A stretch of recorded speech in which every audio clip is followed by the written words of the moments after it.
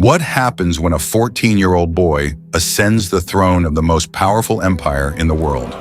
In the case of Elagabalus, the answer is chaos, decadence, and a reign drenched in blood. From bizarre rituals to sexual debauchery, Elagabalus shocked Rome to its very core. But it wasn't just the outrageous acts that defined his reign. It was his relentless desire to destroy tradition, redefine the very idea of imperial power, and bring Rome to its knees in pursuit of his own pleasure. In a time when emperors were expected to lead with wisdom and strength, Elagabalus gave the empire none of that. Instead, he gifted Rome with his youthful desire for excess and a political revolution that no one had seen coming. He didn't just break the rules, he tore them apart, transforming Rome into a temple of sin, and some say even damning himself in the process. This is a tale of unrelenting madness, power, and a young ruler who sought to redefine what it meant to be emperor. The Roman Empire in the early 3rd century was a world of decadence, grandeur, and political intrigue. It was an empire that knew how to demand loyalty through power and prestige, but it was also an empire in decline, its soldiers disillusioned and its rulers often inept. Into this world of instability walked a boy, barely 14 years old, who had no business being emperor. His name was Elagabalus. Born as Varius Avitus Bassianus in the city of Emesa, modern-day Homs in Syria, Elagabalus was from a relatively obscure family. His connection to the throne came by virtue of his mother's ties to the previous emperor, Carus. Upon the sudden assassination of the reigning emperor, Elagabalus was thrust into power by his family. But this young boy was not interested in ruling like his predecessors.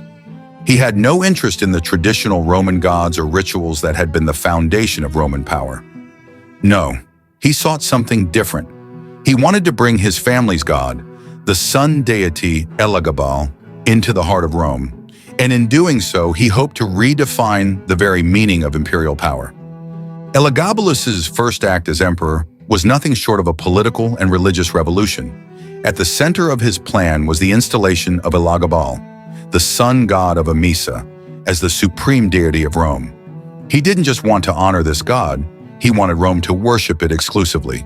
He ordered the construction of a grand temple for Elagabal in the center of the city, a temple so massive it seemed to dwarf even the grandest Roman structures.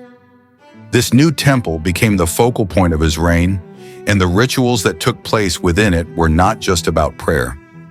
No, these were spectacles, performances meant to show the power and devotion of the emperor. Imagine a procession of people, priests, and gladiators, all moving to the beat of drums as they marched toward the towering temple. Elagabalus himself, robed in golden finery, would lead the procession. His every action screamed to the people of Rome. This god was not just a deity, it was the new face of Rome itself. But what did this religious upheaval mean for the citizens of Rome? For many, it was sacrilegious. The traditional Roman pantheon had been a cornerstone of Roman identity for centuries. To replace it with a foreign god was seen as nothing short of blasphemous. Yet Elagabalus was undeterred. He even ordered the Roman Senate to make Elagabal the state god. Rome, with its rich history and customs, was being forced to worship a foreign deity, and the people were angry. The rituals inside the temple of Elagabal were strange and far beyond what Rome had ever seen. They were spectacles that mixed the divine with the obscene. Elagabalus, far from a figure of traditional power, transformed himself into a godlike figure at the center of these rituals. He would dress in elaborate costumes, engage in bizarre ceremonies that included animal sacrifices, and indulge in orgies that shocked even the most jaded of Romans. But it wasn't just religious excess that defined Elagabalus's reign. His personal indulgences became legendary. He openly had lovers, both men and women, and he didn't try to hide it. In fact, he flaunted it, making his relationships public spectacles. His most infamous lover was a charioteer named Heracles, with whom Elagabalus had an ongoing and scandalous relationship. The emperor's sexual exploits were not private matters. Elagabalus openly spoke about his desires and sought to gratify them in the most public ways imaginable. He reportedly offered vast sums of money to anyone who could match the size of his ambitions. But the scandal didn't stop there. Elagabalus would often give lavish gifts to the people in exchange for their silence, or perhaps their approval. His reign was marked by the indulgence of every whim, no matter how shocking, no matter how perverse. The tension between Elagabalus's excesses and Roman tradition grew. To many, he was a laughingstock, a young ruler who had no idea how to lead an empire. But despite this, he held on to power through sheer force of personality. His military campaigns were hardly noteworthy, but his ability to control the people through extravagant spectacles was undeniable. He threw lavish banquets where guests dined on the finest delicacies, luxuries unheard of in most parts of Rome. But even these parties were tainted with scandal. One infamous event featured Elagabalus hosting a dinner where guests were served dishes made entirely of flowers. At another gathering, gold dust was sprinkled over the guests. He even allegedly released snakes into the crowd for amusement. Though this may have been more legend than fact, the point remained. Elagabalus ruled with spectacle, not with wisdom. The more Elagabalus flaunted his decadence, the more Rome's elite turned against him. The Roman Senate, once a powerful institution, became increasingly hostile toward the young emperor. His refusal to adhere to traditional Roman values, combined with his bizarre and erratic behavior, made him the subject of ridicule among the political class. The aristocracy found themselves disgusted by his behavior, and many started to view him as a threat to the empire's stability. But it wasn't just the Senate.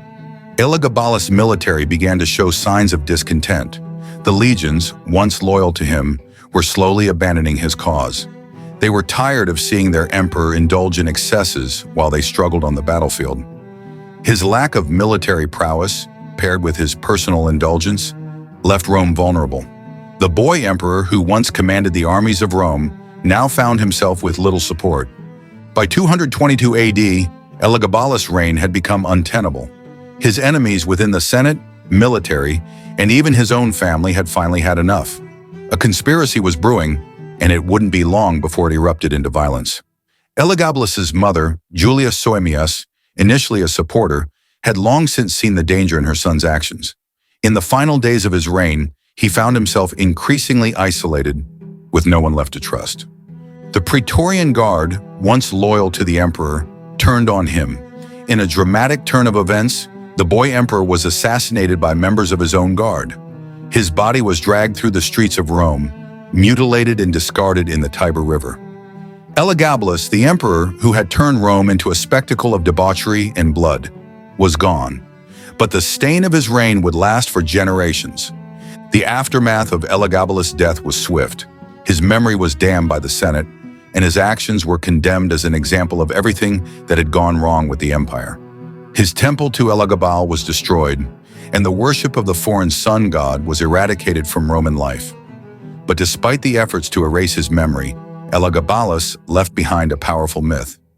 Even after his death, the story of the boy emperor who defied every tradition, who brought Rome to the brink of destruction in pursuit of his own indulgence, became one of the most infamous chapters in Roman history. And yet some still saw him as a tragic figure, a ruler who was consumed by his own fantasies, a young man whose quest for divinity and pleasure ultimately led to his downfall. So what can we learn from the reign of Elagabalus? He is, in many ways, a cautionary tale, a reminder of the dangers of unchecked power, the destructiveness of decadence, and the fragility of empire. His reign, though brief, was filled with excess, with every decision driven by the pursuit of pleasure. And in the end, it was his indulgence, his refusal to conform to Roman traditions, and his obsession with power that led to his undoing. Elagabalus, the perverted boy emperor, left behind a legacy of scandal, debauchery, and political chaos. But perhaps, in the end, his true legacy wasn't in his rule. It was in the myth he created, a myth that would haunt Rome for centuries to come. The boy who sought to turn Rome into a temple of blood had succeeded, but at what cost?